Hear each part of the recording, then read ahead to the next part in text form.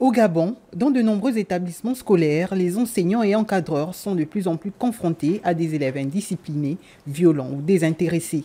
Un constat qui, selon plusieurs responsables, trouve ses racines dans la cellule familiale. Savoir que c'est une affaire d'abord d'éducation. Et c'est ce manque d'éducation qui pousse certains élèves, malheureusement, à faire preuve de violence physique et verbale en milieu scolaire. Parce qu'un enfant bien éduqué ne saurait se montrer violent verbalement ou physiquement. Du côté de l'Association nationale des parents d'élèves, la responsabilité parentale est un maillon essentiel de la lutte contre les violences scolaires. Nous avons déjà crié que l'école ne peut pas être gérée sans les parents, malheureusement. Mais de moins en moins, les parents sont associés dans la gestion de l'école.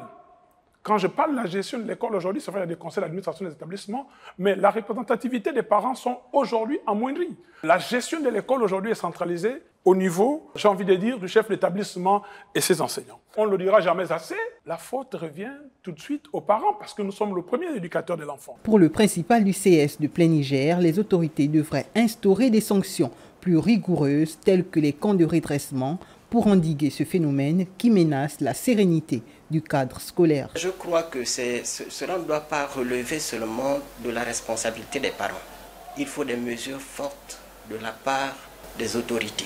Il faut, dans la mesure du possible, créer des camps de redressement supervisés par les militaires. Si l'école a pour mission de former les citoyens de demain, la famille demeure la première école de la vie.